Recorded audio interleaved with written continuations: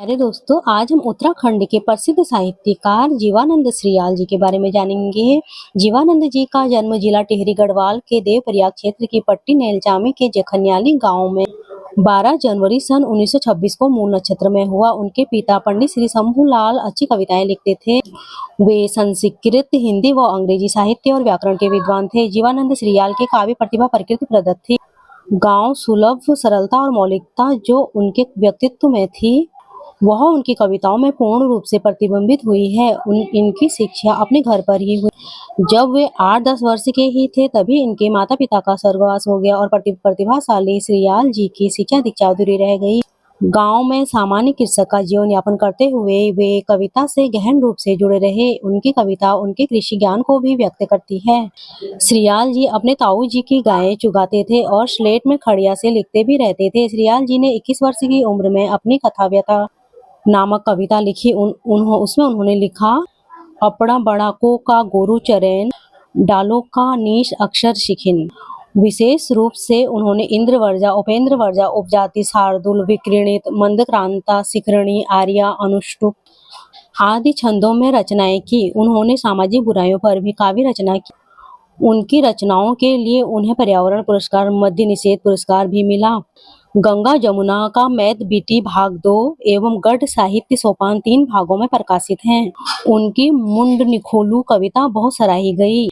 चादरू नामक कविता से भी उन्हें काफी प्रसिद्धि मिली। श्रीयाल जी को उनकी साहित्य साधना के लिए वर्ष 1982 में तत्कालीन प्रधानमंत्री श्रीमती इंदिरा गांधी द्वारा पुरस्कृत किया गया। एक बार उन्हें उत्तर प्रदेश सरकार द्वारा डॉक्टर पीताम्बर दत्त बर्थवाल पुरस्कार से भी विभूषित किया गया। साहित्य के लिए समर्पित और आर्थिक तंगी से पीड़ित इस कवि को तत्कालीन उत्तर प्रदेश सरकार व वर्तमान उत्तरांचल सरकार ने साहित्य सेवा पेंशन भी दी। 10 मार्च 2004 को अपने पैतृक निवास में उनका देहावसान हो गया और वे हमेशा के लिए गढ़वाली साहित्य जगत में अमर हो गए। जीवानंद श्रीयाल जी की प्रसिद्ध कविता डाली माटी, जो सवेया छंद में लिखी गई है और गढ़वाली भाषा में है। हम इसका भावानुवाद पढ़ेंगे। इस कविता में कवि ने पेड़ पौधों का हमारे जीवन में क्या महत्व है यह बताया है। इससे हमें बहुत कुछ जानकारी मिल सकती है पेड़ पौधे के बारे में, हमारी प्रकृति के बारे में। आइए जानते हैं कि कवि क्या कहना चाहते हैं। डाली माटी, इस सृष्टि में पेड़ पौधे ही सब कुछ हैं। सृष्टि को भी सभी एक पेड़ ही मानते हैं। वेद भी बताते हैं, जिन लोगों ने वेद, पुराण, उपनिषदों की रचना की है वे सभी बताते हैं कि संसार एक वृक्ष है। आदि कवि से लेकर बुनियादी कवि तक और वर्तमान कवि भी पेड़ पौधों पर काव्य रचना करते हैं। वृक्ष पालने से सांसारिक संकट दूर हो जाते हैं। पेड़ पौधों से ही अनाज उत्पन्न होता है। गन्ने के पौधे से गुड़ मिलता है। पेड़ पौधों से ही कपास की लताएं, हल्दी, मिर्च, जीरा, धनिया और कार्तिक में खोदकर निकाले जाने वाला अदरक मिलता है। तिलों और सरसों के पौधों से ही तेल मिलता है, जिसमें हम सब्जियों को छौंक लगाते हैं। भांग और भंजीर के पौधों से उत्पन्न बीज को पीसकर रसदार सब्जियों का गाढ़ा बनाते हैं। राई और मूली की सब्जी बनती है और बीजों से तेल मिलता है जो छौंकने के काम आता है। कई बार तो छौंकने के लिए जखिया खोजने पर भी प्राप्त नहीं होता। आलू, प्याज, अरबी सब्जियां हैं। अरबी के पत्तों को मोड़कर तेल में तलकर पत्यूड़ बनाकर छक कर खा सकते हैं। ये चीजें घर में तभी मिल सकती हैं जबकि इनकी निराई, गुड़ाई और सिंचाई की जा सके।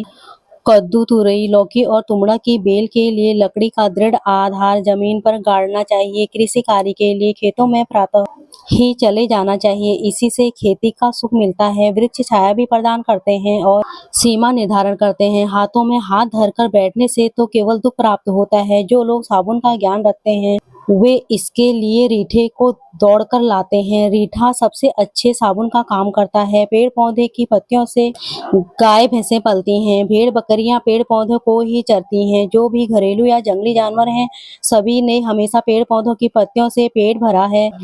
पेड़ की पत्तियों से खाद बनती है और इनकी लकड़ी से कृषि उपकरण, जोल, छह लकड़ियों से बनी कीलें बनते हैं जो पौध की गुड़ाई करते हैं। पशु गोबर की खाद से जमीन की हरियाली में वृद्धि होती है। भूमि, जंगल और जल के मेल से मानव अन्य प्राणियों के दुख दूर होते हैं। मानव एवं अन्य प्राणियों के दुख दूर होते हैं। वृक्षों की लकड़ियों से खेती में काम आने वाले उपकरण बनते हैं। धातु गलाने, मकान निर्माण, आग जलाने, पंचक्की बनाने, खाना बनाने, बैठने, बिछाने की चीजें बनाने, ढोलक, ढोल, कुठार, लकड़ी का बक्सा, लकड़ी की परात और अन्य बर्तन बनाने के साथ ही कान को खुजलाने की सीख बनाने। धार्मिक कार्यों में, देव पूजन में यज्ञ, हवन आदि की सामग्री भी पेड़ पौधों से ही मिलती है। देवी देवता इससे प्रसन्न होते हैं।